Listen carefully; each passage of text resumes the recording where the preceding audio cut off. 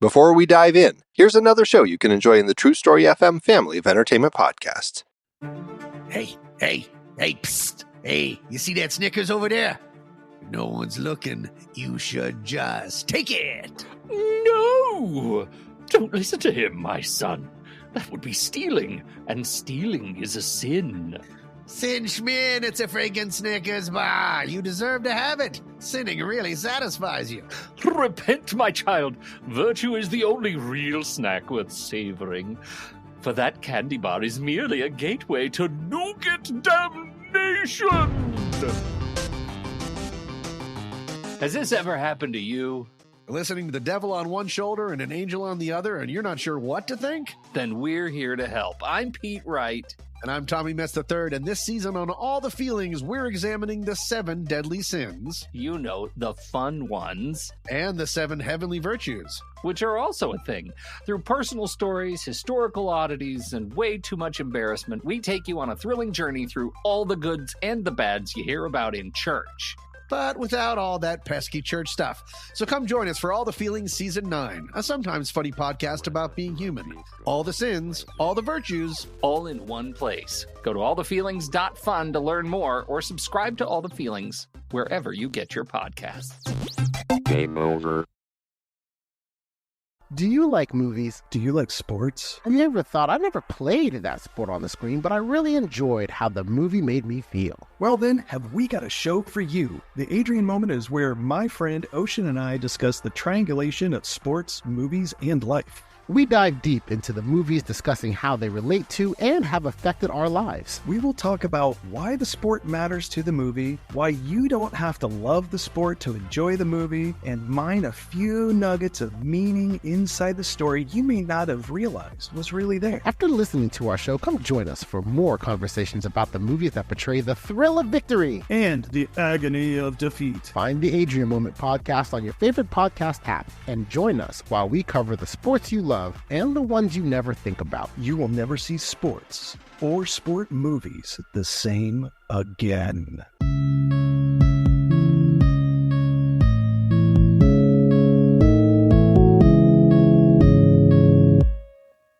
Hello and welcome to this episode of the Star Wars Generations podcast.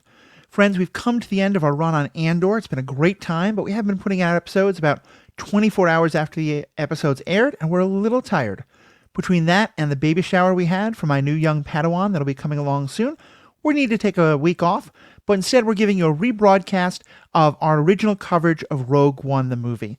Obviously, Andor leads directly into Rogue One, and so this is a good time to be thinking about that. I hope you're rewatching it. Enjoy our coverage of it.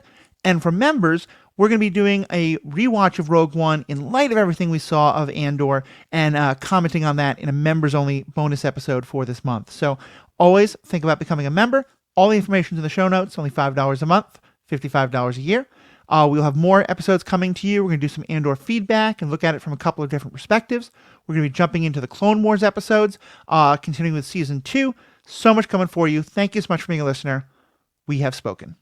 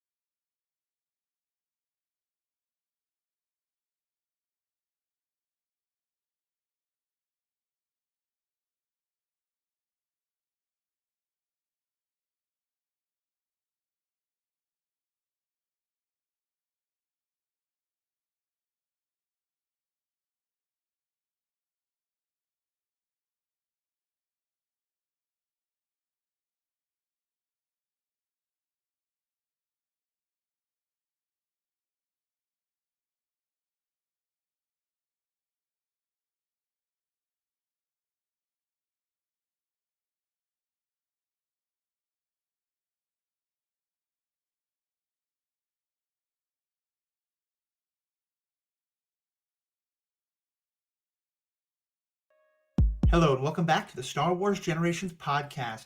Friends, we are so happy because we're getting to resume our conversation about the movies. We have some other episodes that are going to be mixed in. There's some more Star Wars content coming later this year that we're going to be talking about. I've been enjoying the Star Wars Outlaws games, which I really want to talk to folks about.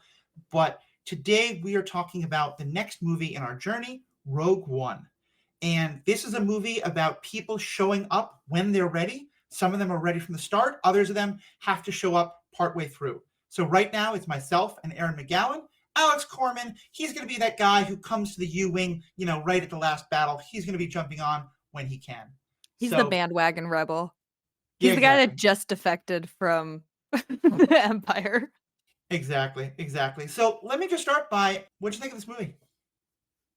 I love it. Oh my God. This is, every time people ask me my favorite Star Wars movie, this is the answer. And it surprises most people. People don't see it coming. But this is a great fucking film. And I thought that since the moment it came out. I've seen it okay, this is not going to be Alex Corman numbers, but I saw it 4 times in theaters. I'm sure he saw it fucking 12 or something crazy.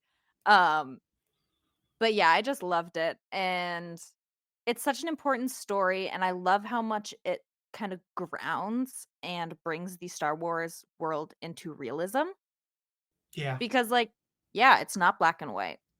Not every good guy is truly a good guy. And this is the kind of thing that really got delved into in Andor even more.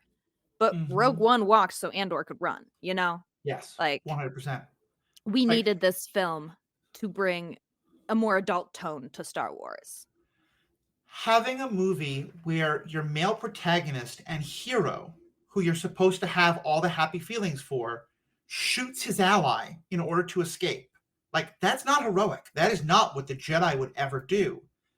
But it's what he has to do in that moment.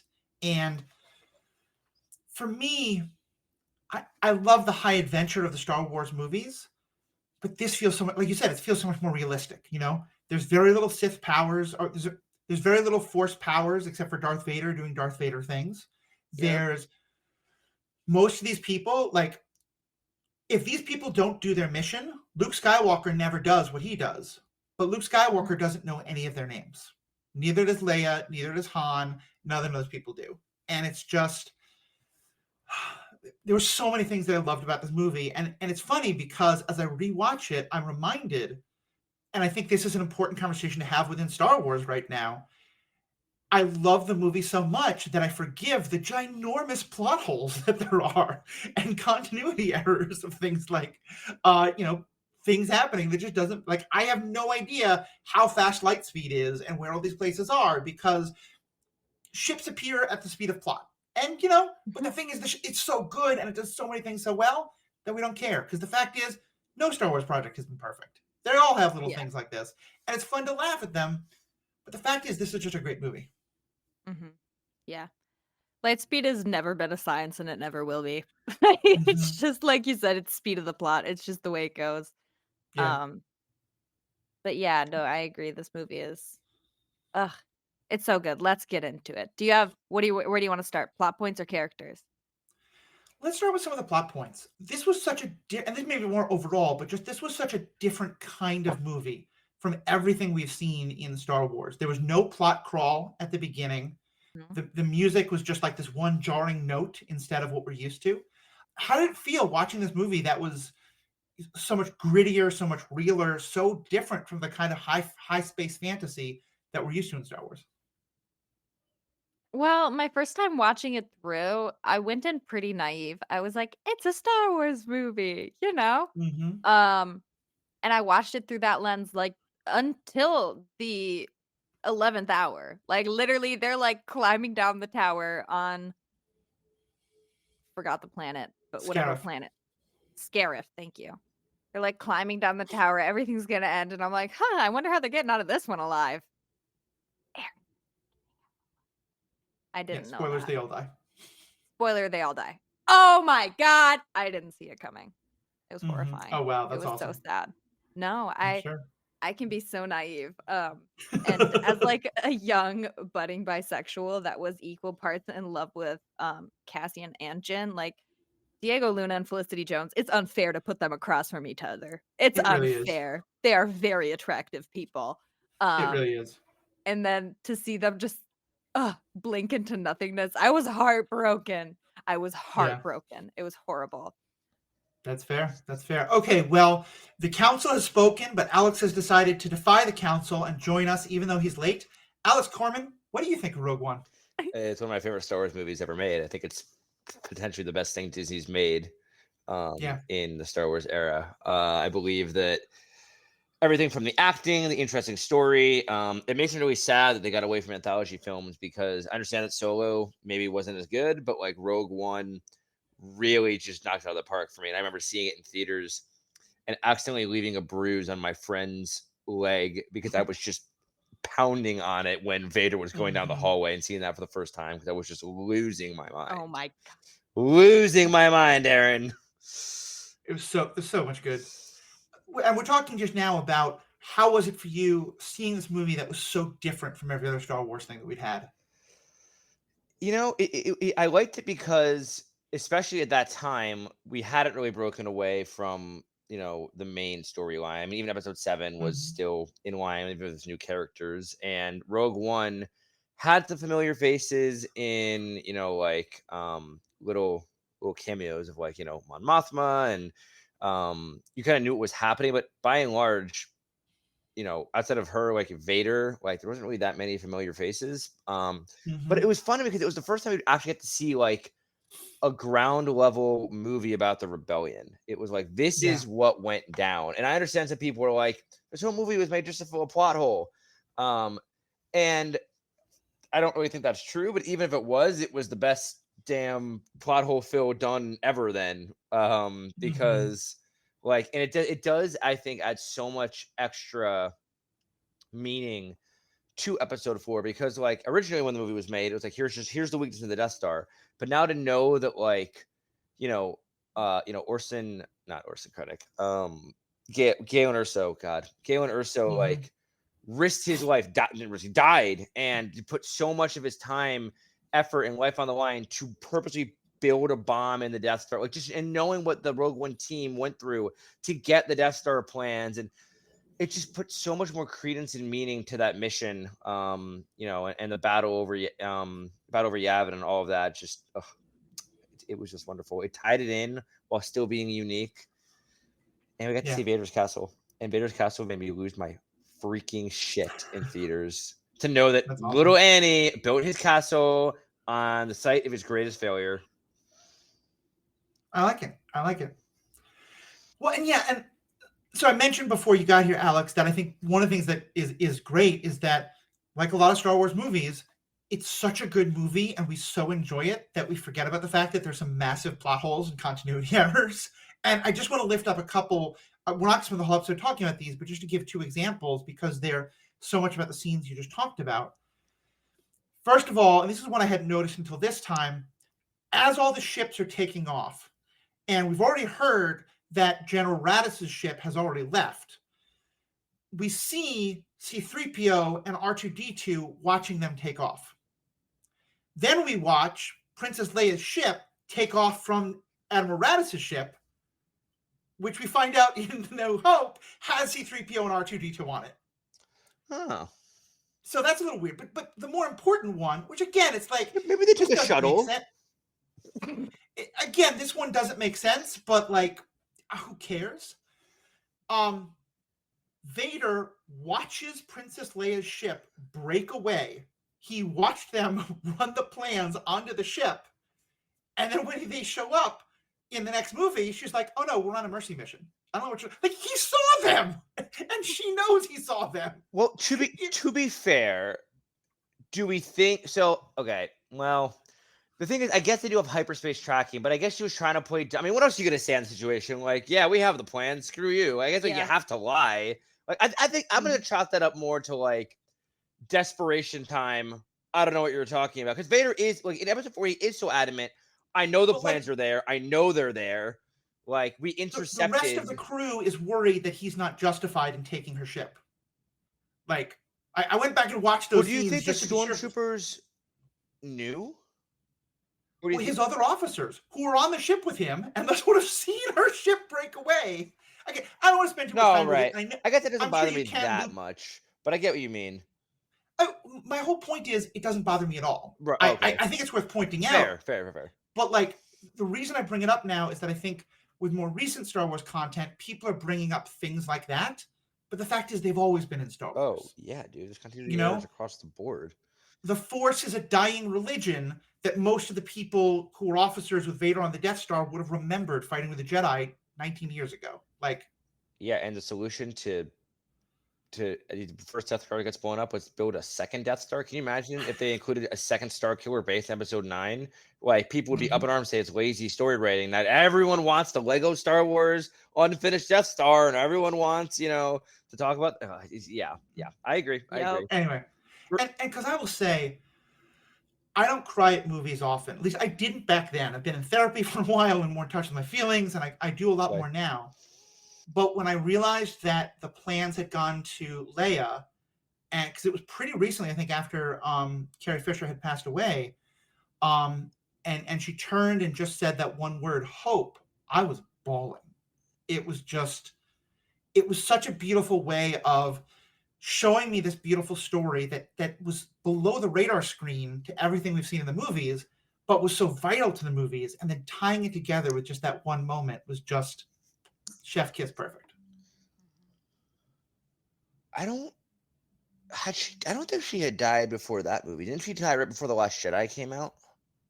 Oh, you're right. I think it was close to her death time, though. It was like less than a year from her dying. Yeah, that movie also made me very emotional. I don't think I cried at the end because I just expected everyone to die. Actually, that's a lie. What one death hit me harder than everyone else's, and it's the one character's name I still cannot pronounce. Is it Shirwit? Shirrit? Bruh, that got me. That got me. Like, I won't like. Sure, it was sad when all the other characters died, but that got me. Like, his friend watching him die, and then just I'm one with the Force. The Force is with me. And as he's holding him in his arms, and yeah, that was like a Jedi's death, even though he wasn't a Jedi. Like, very just like, that was beautiful. Well, yeah, that shit gutted me. Mm-hmm. And I think I just loved everything about the Guardians of the Whills because it really reminded you that yes, there are the Jedi, but it's kind of like you've got clergy in a religion, but you still got lots of believers and worshipers. And clearly, I think he's supposed to be just a tiny bit Force sensitive, and it just felt to me like it blurred the lines of that's not just a dyad of like you're either a Jedi or you're not Force sensitive at all, but there's lots of middle ground, and people have these beliefs and all these kind of things. I also want to just very quickly point out that I don't want to dwell on it either. The biggest, not continuity error, but thing that bothered me in Rogue One, and it's not that big, but it's during the whole hallway scene. Yes, it was badass. It was freaking cool. I love it more than anything. Vader, all I had to do was use the Force to grab the plans from the guy. Like, he made it so much more dramatic than it had to be. Now, maybe he just couldn't see it, but you would think that one of the most powerful Force-sensitive beings in the galaxy would be able to figure out that the guy at the end of the hallway has the plans as he's trying to open the door and could just yeet it from him. I don't know. Just my opinion. There's lots of little things like that don't really make any sense, but we're just swept along with it. We are. That's what makes it dramatic. I wonder, do you think that it's easier to get swept up in it in a movie than it is in a TV show? Yes. Because with a TV show, you just have more time, like in between episodes and all this kind of stuff. Absolutely. I mean, after I finish a movie, no matter what is presented before me in a Star Wars movie, after the movie ends, I think it's the greatest thing I've ever seen. Even like Episode 9, I'm an Episode 9 apologizer. I like it. But right after it came out, I was like, oh my God, this may be the best thing I've ever seen. And it took me a little while, like a few hours to calm down from the high to start critiquing it. And with a show, every episode only being, even if it's an hour-long episode, you have time to nitpick before the next one, and then more of the next one. There's more breaks versus the movie. You're just in it, and you're like, "Holy shit! I just been slapped across the face by the hand of God," and it takes you time to come down from that. I think one other reason that the movie hit me so hard, and I just want to say this, and then we'll get into more specifics about characters and plot points and stuff. The movie came out in December of 2016, which was shortly after the election of Donald Trump. And I'm not going to get super political with this, but I'll just say that for a lot of folks like myself who were queer or people of color or disabled people or immigrants or anything like that, this was a really horrifyingly scary time, both about like the fact that he won, but also the fact of like coming to terms with the fact that so many people in our country were comfortable with the kind of things he was saying. And Star Wars has often been there for me at times that I really needed it. And I talked about The Force Awakens coming out right when I was coming out of like kind of the worst depression of my life. And this, I think, was, for a lot of people I was in contact with, we all talked about it and going to see it. It was a reminder of what rebellions can look like and what fighting against tyranny looks like. And that sometimes the people who you think are your allies are too scared to fight and don't believe you when they tell them how bad things are. And like, I've come to in time better understand where they're coming from. But that first time I watched it, I had just so much anger against all the people who were like, no, we shouldn't do this. The alliance should break up, or I don't believe you because you're a criminal or whatever. I think the movie came out at such the perfect time. Erin, you have a thought? I mean, not really on the political scene at the time. I was too young to vote.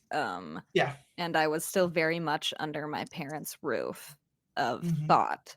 So I was pretty oblivious to the political and social climate at the time. I was like, no, I wouldn't expect anyone else to.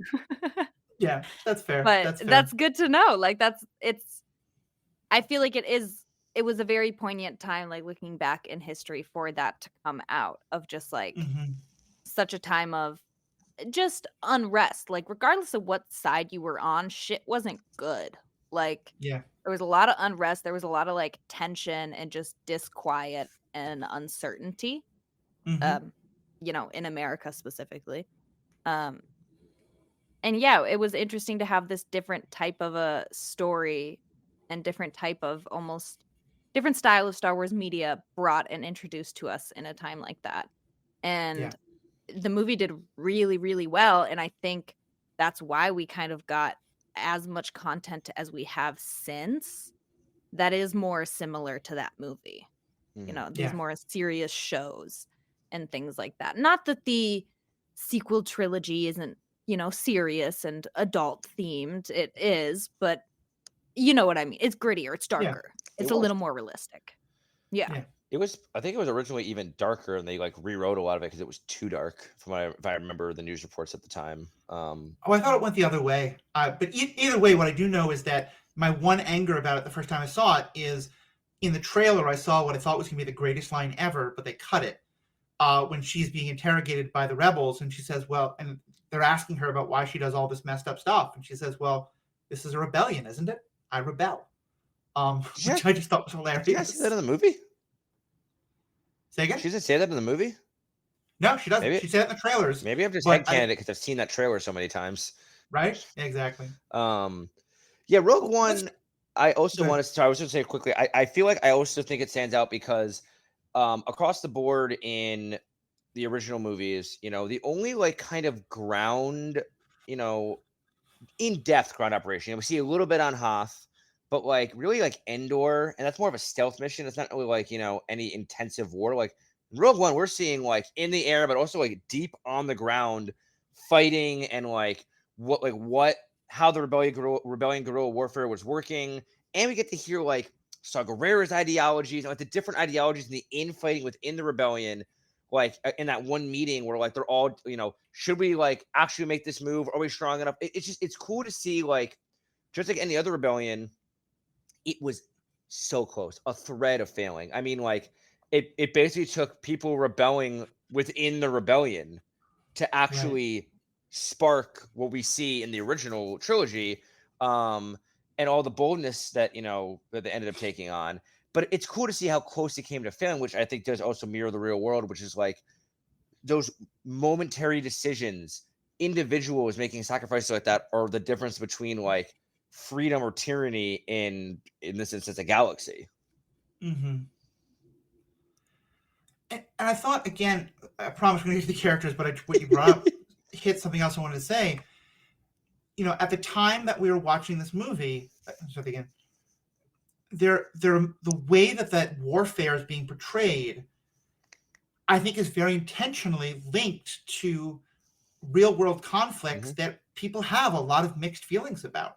That first battle on Jeddah, where it's the Saw Gerrera's rebels against the Empire, and our heroes are kind of caught in the middle and not really sure. They kind of shoot people on both sides at one point.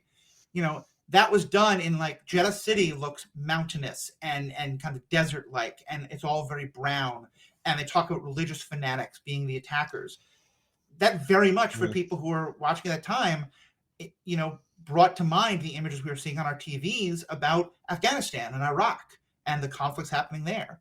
And then in that battle in Scarif, to me, when we see all the shots of these like gunships with big open spaces on the side that people are shooting machine gun type things out of, and troops like jumping out to join in the fight. Vietnam. I've seen that in a million Vietnam movies, because that looked so much like the Vietnam helicopters. So it just seemed a really intentional way of like, Star Wars originally was like, the heroes against the Nazis, and that's really clear cut. But this is a lot more new. Like, I think the Empire is still clearly very, very, very, very, very, very, very bad.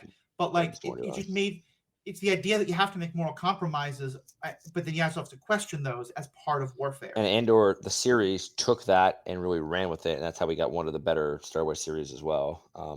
Also, I know we're gonna get to the characters. Very, very last thing. The cinematography in this movie, by the way, is my favorite. Well, maybe it's either this or The Last Jedi, but it's one of the best. I mean, that one frame, that one of the X-Wing coming out of hyperspace where like the camera angle is on the outside of it, rent free in my head. Or like the sweeping scenes on the first planet with the black sand beaches that was filmed in Iceland, where they first go after Galen and little Jin or so. Just so much of it is so like sweeping and giant and beautiful. It just, to me, it felt like the best that Star Wars could be. And it felt like Rogue One, to me, felt like if the original trilogy was made in the modern era, this is what it would have looked like. This is what like George Lucas kind of saw in his head, from my opinion. And just didn't have the technology at the time to make it like that. But like, it just, to me, it felt like the most true modern Star Wars film that felt like what the originals felt like, as far as like cinematography, scheming, everything, down to the fact that like in the space battle, they actually, when they were peering into the cockpits, they actually used a deleted cockpit frame from A New Hope. A fun fact. Like actually filmed in 1977. One of those cockpit frames are from 1977. Yeah. Cool. So I don't know. I thought it was super cool. I love shit like that. So I think there's a lot of great characters, but I want to start with Cassian Andor, because I already commented on how like this is a hero who the first thing we see him do is shoot his own ally in the back in order to allow himself to escape. Love that. Erin, what was that like for you, seeing that and like then seeing him become this hero? I'm gonna be honest, it did not mean anything to me the first time I watched it. I was like, well, shit's tough. This is war. Like I feel like I've seen so many like spy movies and stuff like that, which is what this felt like. Like at the end of the day, he's a spy. He's not necessarily like a ground soldier. He's a spy. And so it didn't really take me by surprise, because it's just a character that you don't know yet. And it just kind of like, I feel like set the tone of the movie for me. Was just like, oh, okay, so it's not heroes and villains. It's different. It's a gray world. And we're going to learn more about this character and kind of what motivates him. Because it is a very interesting scene. Like, you see, it's not something Cassian wants to do. Yeah. But never does he think he's not going to do it at the same time. And the fantastic acting of Diego Luna, because he does it, but then for a moment there's a sort of sense of like, oh my God, I can't believe I did that. And it's so well done. But then it's also at the trauma of I've had to do this before, so I'm going to move on. Like, I'm going to take that minute, but then I'm just like, I have to just keep going. I have to just keep moving. And we see now, especially in Andor, what he went through to make him like that. But yeah, I think when I saw it, I also didn't have my initial reaction was like, damn. Like, that was just so immediate. He was like, don't worry. Death. Like, God, cold-blooded was my first instinct. And then as the movie went on, I still kind of thought he was from my perspective, he seemed almost a little bit too like rigid in the rules. Like, I think the rebellion's at its worst when it's super strict about rules. And I think that Jin really helped him kind of open his eyes more and get laxer with those rules. It's funny though, because in the Andor series, he's really lax with them, and he kind of falls more in line with it over time. So I'm very curious to see how season 2 ties Rogue One Andor to season 1 Cassian Andor, if that made sense. There's just a difference. Like, I don't know, he seems way more cavalier in the show. And then in the beginning of Rogue One, he seems very like, I'm pissed. I will do dirty shit when I have to get my hands dirty, but I'm gonna follow the rules and the orders of my superiors within this military hierarchy that's been created. And that just doesn't seem like something that like Andor from season 1 would necessarily do. Yeah, that's right. Maybe the prison broke him. It would break me. So, all right, moving past that one moment though, Erin, what else do you think about him as a character? I've always really liked Cassian, and not just because he's pretty. That helps. He is very pretty. Being that I was a teenage girl when this movie came out. But I liked how determined and almost like sure of himself he is. Like, he's very unsure about a lot of shit, but he really fakes it till he makes it, you know? Yeah. Like, that, he taught me something in life. I'm great at that now. I'm great at bullshitting, you know?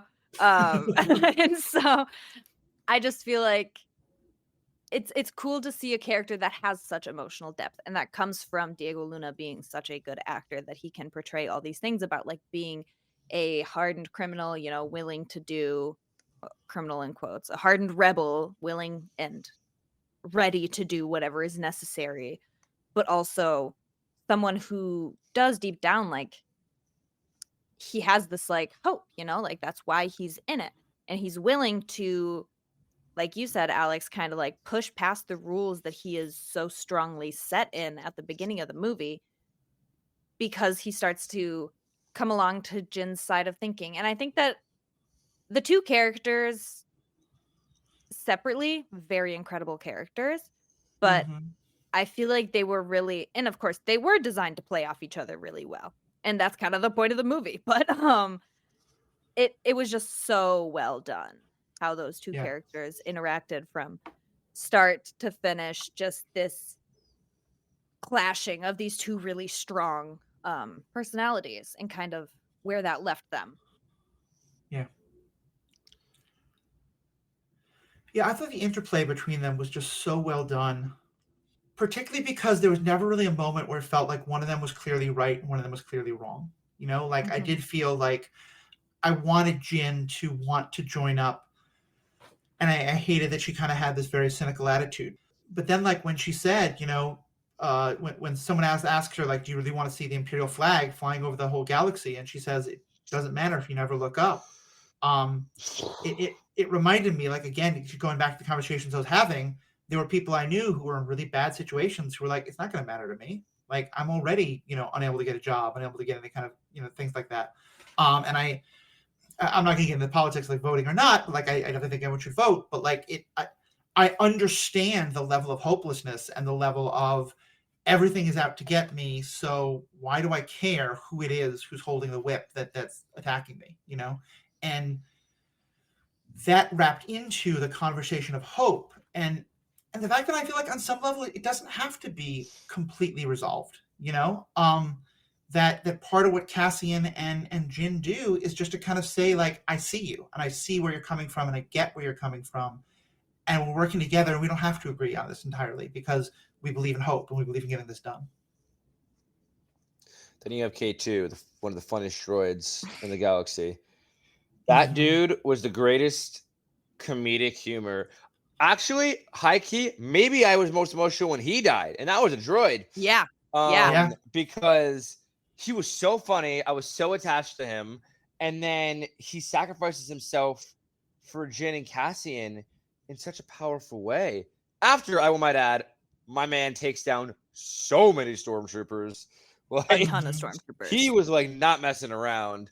But when he takes died, out a bunch of like his own droid types, right? Yeah, like well, he takes down one to take his memory. He's whipping his own ass. Yeah. But I will say that, like, when he died, I knew no one was surviving. Yeah. I just knew it. I was like, boy. I think that's when it started to get to me too, because Bodhi died first, I believe, right? Pilot. Yeah. And then was it Chirrut and Baze, or was it K2 next? Chirrut and Baze, I think, are next. And then it's K2. Because then they And it's like I'm starting to get get a bad feeling. And then K2 died, and I was like, okay, guys, this isn't really funny anymore.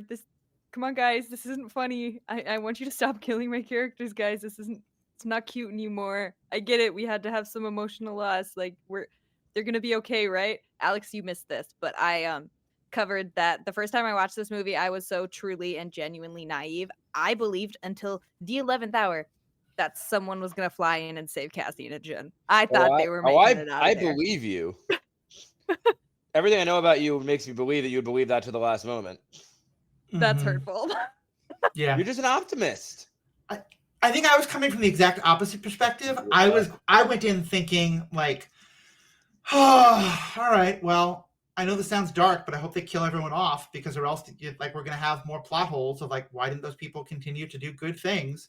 And I was a little bit cynical like that. And then it happened the way it did, and I was like, oh my God, they did what I thought they were going to do, but I'm sobbing about it. I'm not cynical about it in the slightest. And I just, again, thought that was so brilliantly done. I also learned, I should retcon this, but in episode 5 on Hoth, the ship that finds Luke in the middle of the ice desert, tundra, that's the word, tundra, is called Rogue 2. And it's because, again, in retrospective canon, Rogue 1 as a moniker was retired across the entire rebellion in honor of the Rogue One soldiers who died. And so Rogue 2 is the earliest call number they can use. That's so sweet. Yeah. This movie hit hard, but can we, before we talk about Jen, because I know we have to talk about Jen, can we talk about Orson Krennic? Let's talk about Krennic. Because he's one of my favorite characters. Such a bastard. I think but he embodies to me the Empire. Like a really smart guy, really intelligent, manipulative as hell, greedy as hell, and like always wants more, never satisfied, always trying to play the different parties, like trying to schmooze his way with the Emperor, and then like always kind of butthurt, kind of like, you know, I don't know, like just always butthurt about everything, and like constantly up against it with Grand Moff Tarkin, but having to also schmooze to him because he's also his superior. I mean, Erin can't see my name, but today my name in all caps is my achievement. That is where we stand today, among my achievement, not yours. And Grand Moff Tarkin's like, sucks to suck, buddy. This is how it works. Damn. And like, he's such an interesting character to me. And like, I've liked seeing him built out in the, like, you know, some of the Thrawn books. But I think he's such an interesting character because he really does embody the gluttony that the Empire is. And it's like, you have so many smart people. By every retrospect, the Empire should have lasted much longer than it did. But because of the greed of people like Krennic, up until the moment of his death. And his death in that movie is so poetic. Like that scene of him just seeing the glow of the Death Star in his eyes before he just gets blown to oblivion. Oh, knowing this is his own. Talk about being hoisted upon your literal own petard. Literally. You know? Like, and I think what I love about him is everything you're saying. You know, we've talked in other episodes about how that's what the Emperor wants. The Emperor wants to be playing these people off against each other. And I think the Emperor, though, he does want true believers, but one thing the system that he has really rewards is ladder climbers. And I think that's why, and Riki and I on superhero ethics, but it's connected to here, I'll probably put it in this feed at some point as well, did a whole episode about AI, and we talked about how we felt about Tarkin in this, and that's a long story. And I will say I'm generally anti-AI of those kind of ways, but I thought Tarkin was the perfect person to be against Krennic here because Tarkin is a true believer. And like the book that we read, that we talked about on our book club episode. By the way, if you want to read that, if you want to listen to that, become a member. It's only $5 a month, $55 a year. All the information is in the show notes. But Tarkin truly believes the galaxy will be a better place and will not experience the chaos and horrible deaths of the Clone Wars if the Empire rules it. I don't think Krennic gives a damn. I think Krennic is only out for Krennic. And Krennic, like, it's like we're like Tarkin is immoral, he's amoral in that, like, to me, one of the most hauntingly evil lines is when we're seeing all these people see the destruction of Jeddah and all the death, and he's looking at it from space and just says, "Isn't it beautiful?" Mm-hmm. Because he just does not see the lives of the people he's crushing underneath him. He doesn't see the cause or anything like that. He just cares about, he wants to get the pat on the back from Vader. He wants to, beat out, I want to say Alan Tudyk, or Peter. He wants to beat out Tarkin. He wants to be like top dog in the Empire. And I love it because it's so different than the other villains we get, and the Empire has both. And I want to say, if you guys love those characters, you would eat up the book Catalyst. I know Danielle's mentioned that before, but basically it's the Galen Erso story, and it overlaps very heavily with the Horse and Krennic story. And you get a lot of the behind the scenes of the way Krennic and Tarkin go at each other for years, like 10 years leading up to this film. So it's a really good read. I mean, I listened to it on Audible.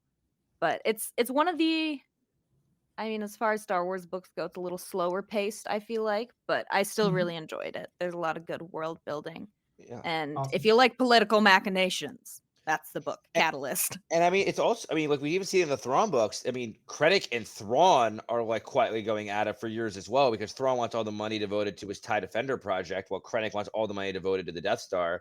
And they're both trying to convince the Emperor that their project is the best option. Yeah. And who was probably right? Grand Admiral Thrawn, as he always is. As he always is. It turns out having a lot of bureaucratic infighting is not actually good for a bureaucracy. No, but Palpatine could not help himself. Yeah. I also think one of the lines that again told me early on, this is not going to be your normal Star Wars. One thing we don't get very often in Star Wars is sarcasm. Like there's a little bit, and especially with like Han and Leia bantering back and forth, but like the villains especially have always been so straight ahead. And so when Galen tries to say that Lila, his wife, Lyra. When Galen Erso tries to say that his wife is dead, and Krennic is like, "Oh, I'm so sorry," but clearly doesn't seem to believe it. And then she shows up, and he's like, "Oh, look at this! She's back from the grave. That's what crazy. A miracle!" I busted out laughing. It was hilarious, and it was so cold, and it was just so perfect for that character, and I loved it.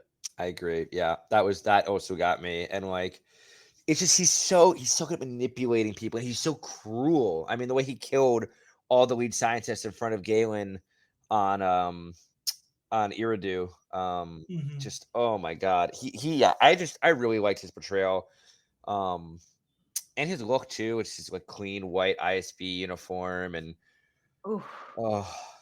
it's just, and I agree that the Tarkin, I mean, did you guys see that that Lucas was being sued over the use of the Tarkin image in this movie? Yeah, recently.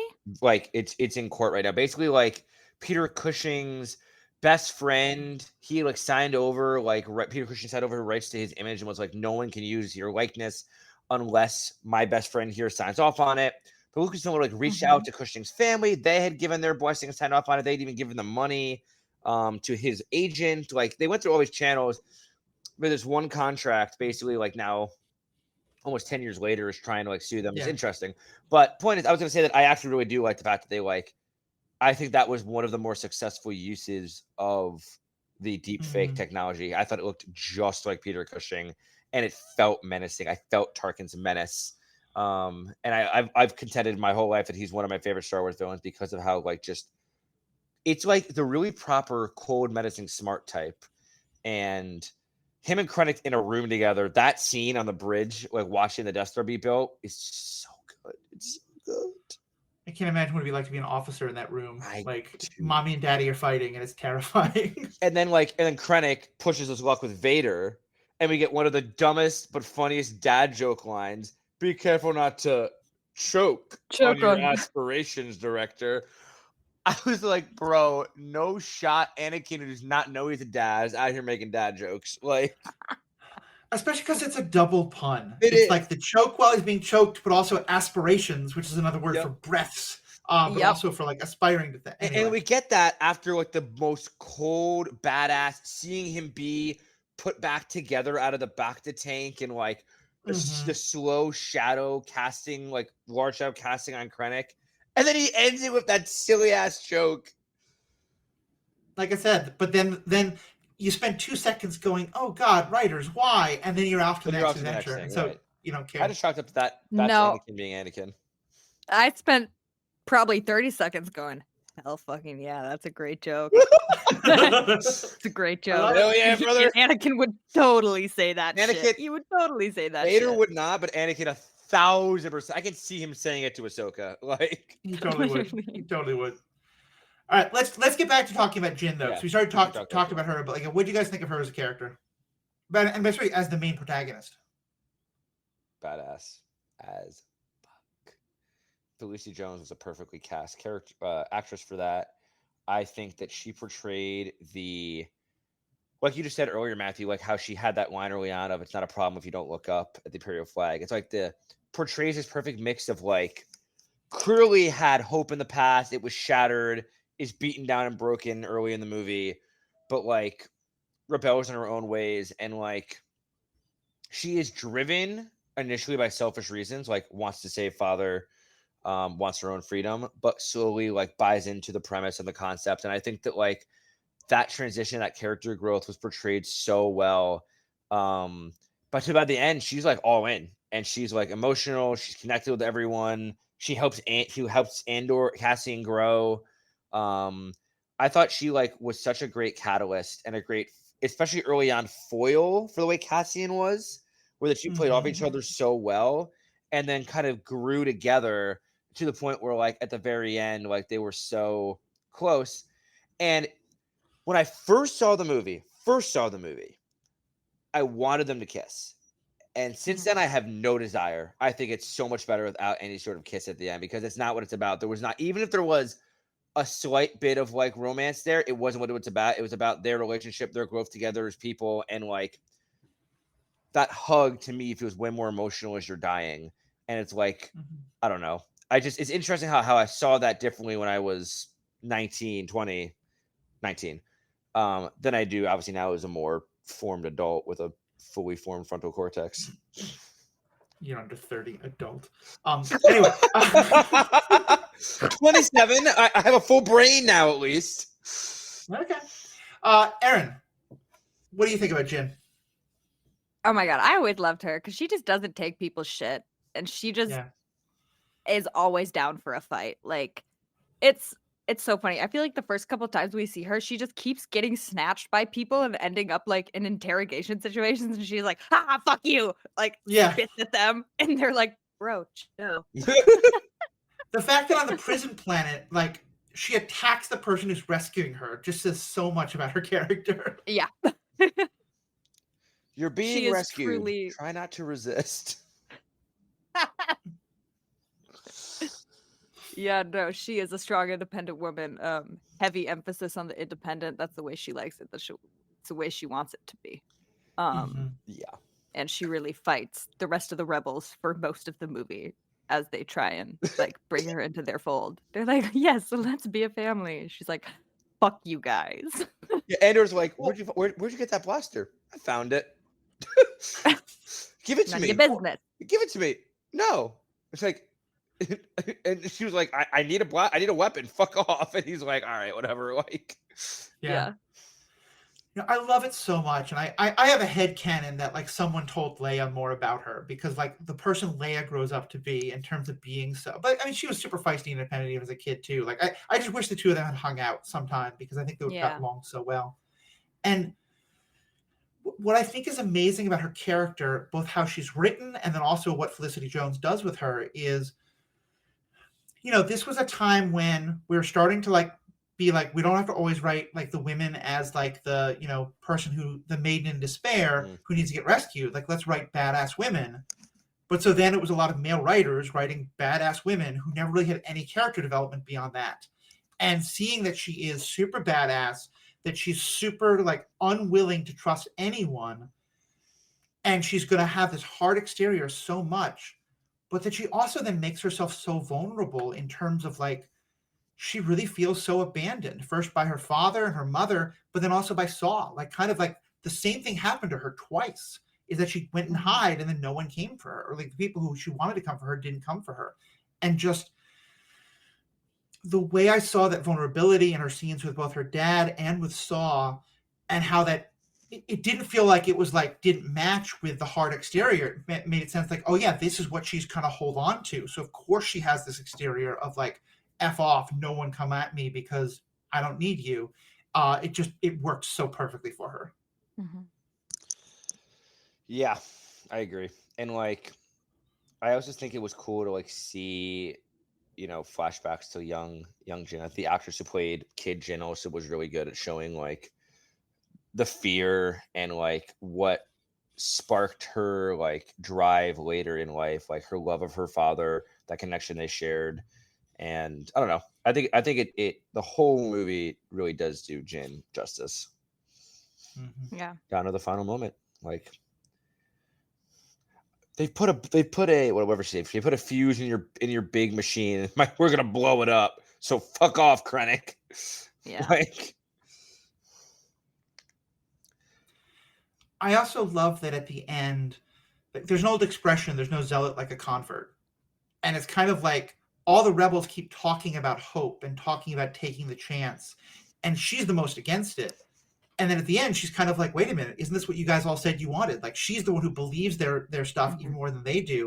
And she gets them to believe in it again. Like, just, I cry. I think this movie is one of the ones that made me cry the most, which is interesting because it's such like just an action movie in so many ways, but it has her character work and like the way she goes on that journey and the way that she needs to be the one to inspire the rest of them.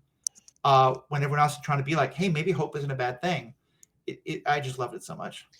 I mean, I feel like that's the thing with her character is like, yeah, the other rebels believed it and they preached it, but she lived it. Yeah. She's the one who actually did that shit. And then she looked around, like you said, like, isn't this what you guys were talking about? Like, come on. And I think that's something that's so true in today's day and age and I'm guilty of it. I say shit that I wish I could do more to back or that I should be doing more to back. Like, I think all of us have things that we could stand stronger on or be kinder about. You know, nobody's a perfect person.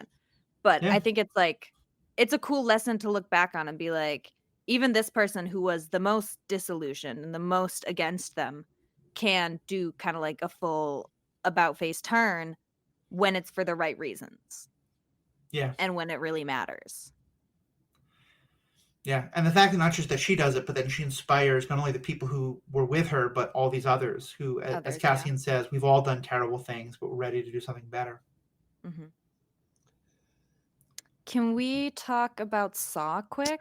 I always want to let's talk about Saw. I want to hear Erin go off on this, but I just want to say this was the first time in Star Wars, I think the first time for a lot of franchises, where a character created for animation then was translated into live action. And I think that is so awesome.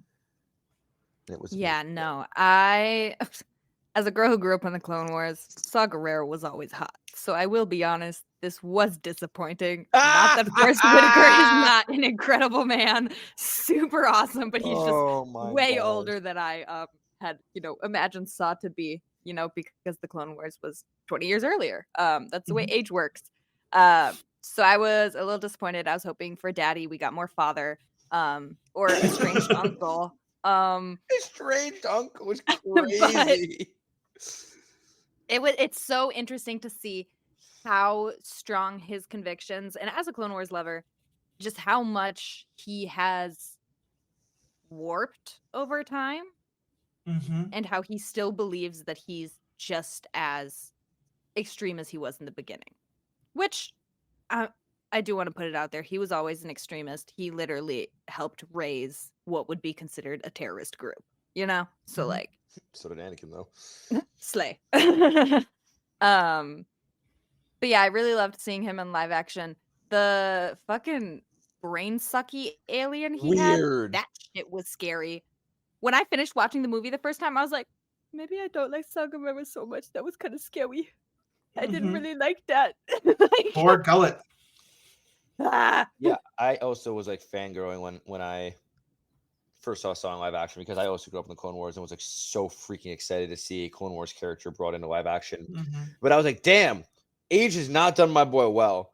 Like not just physically, but like mentally. He seemed like he had a few screws loose, and then he brought out this, Bo Gullet, this weird freaking thing to suck on, Bodie's Bodie, whatever his name, Bodie's brain. Bodie Rook. And I'm like, what is happening right now? Like, this is the guy who, like, was too cool and like back in the day, and now he's like living in a cave with a squid. Like, and he was so untrusting of everyone. He's so paranoid. Like, I get it. Like, he was so extreme. He was so extreme, and he really believed.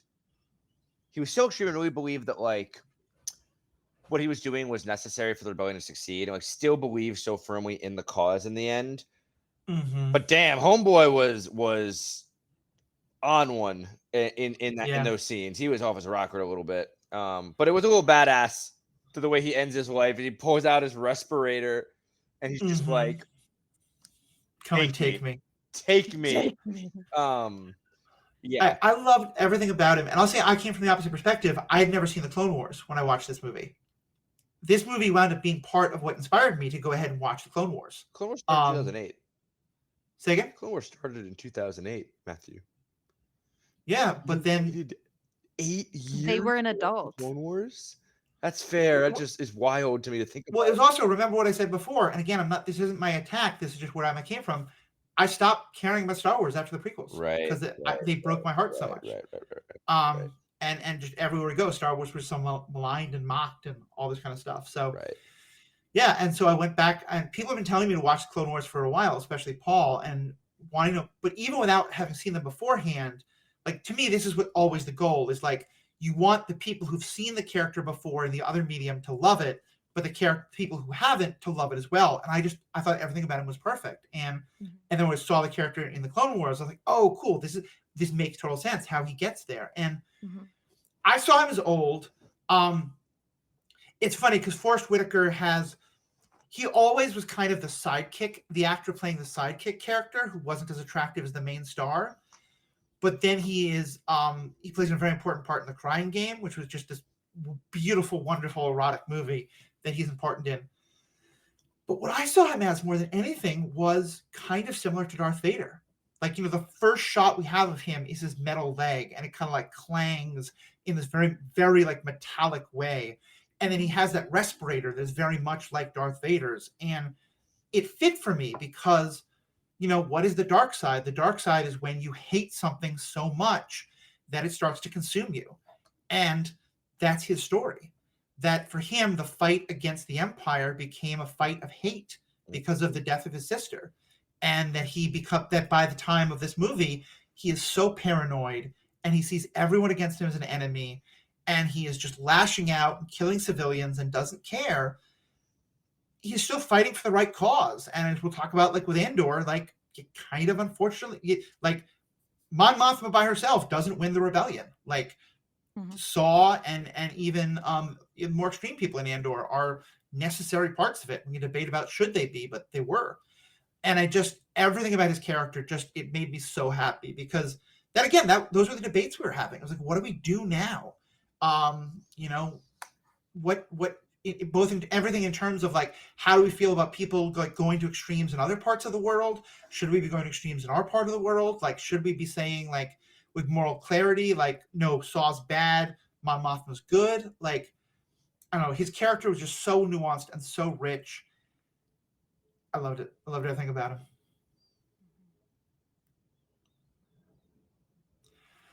We're just about at the time we need to wrap up. And any of the last characters or plot points that we want to go into? Chopper made an appearance, cameo. The goat. And Hera. And the ghost. Oh, nice. Okay.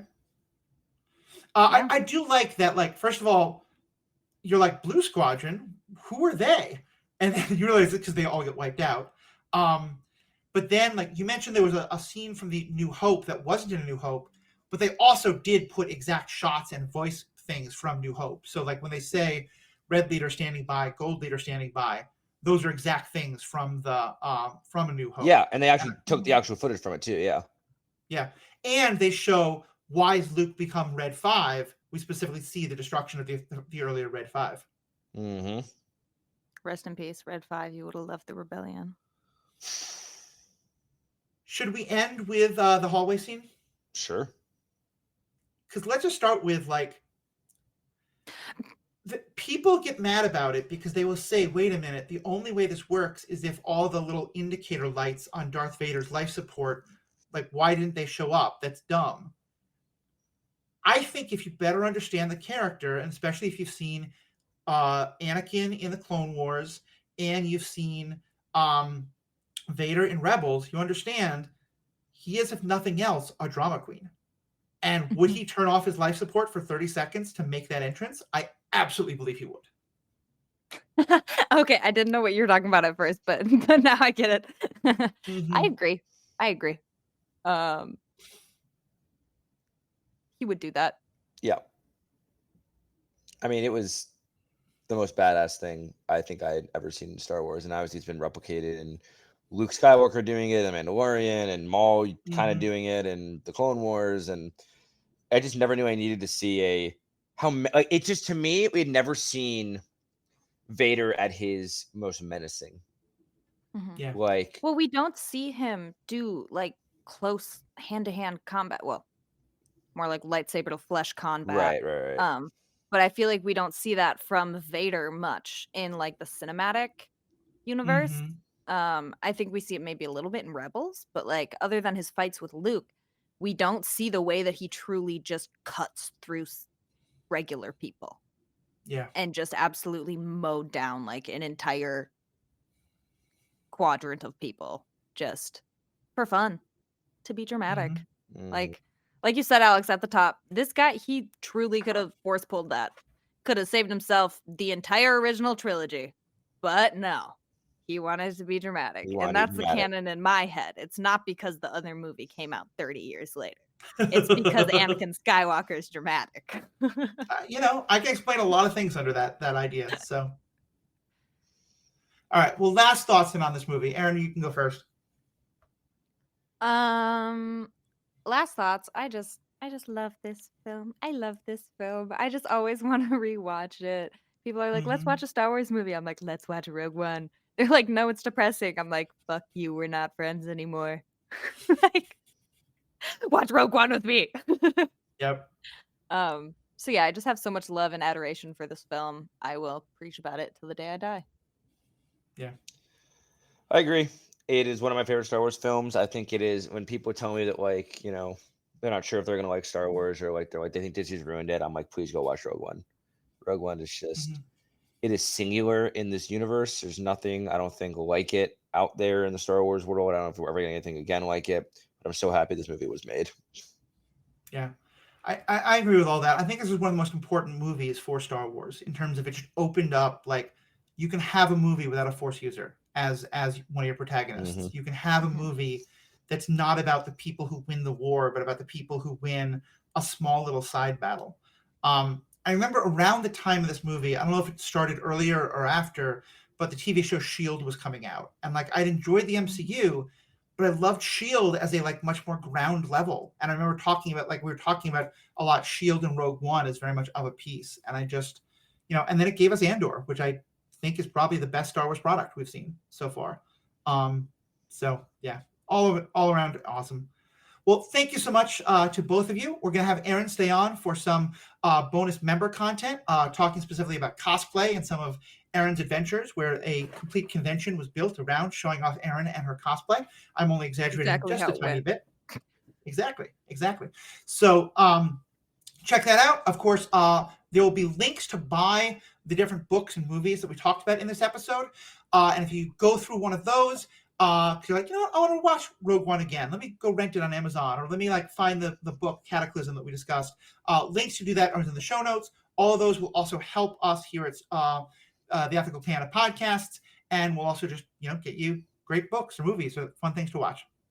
Erin, raise your hand. Go ahead. Nope. I was just emoting. I'll cut that part out. Okay.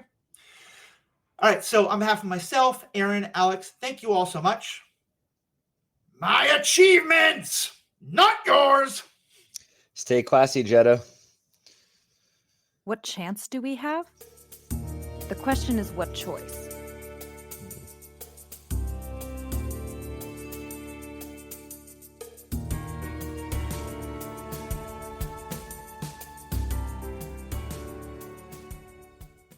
Spring is here, and the Ford lineup is ready to step into the spotlight. Lights, spring bonus, action. Visit your local Northland Ford dealers to save big on your favorite Ford trucks and SUVs. Then, seize this season. From America's best-selling trucks, Ford F-Series, to the Explorer and the Built Wild family of Broncos, your local Northland Ford dealer is the place to be for exclusive spring bonus offers. Don't miss out. The weather's warming up, and so are the deals on the perfect Ford for you, based on 1977 to 2024 calendar year total sales. Everybody in? Let's roll. Headed to the lake? Keep fun afloat this summer by wearing your life jacket anytime you're on the boat. Life jackets save an average of 10 lives in Minnesota each year. You get the drift. Safety is always in season. A message from the Minnesota DNR.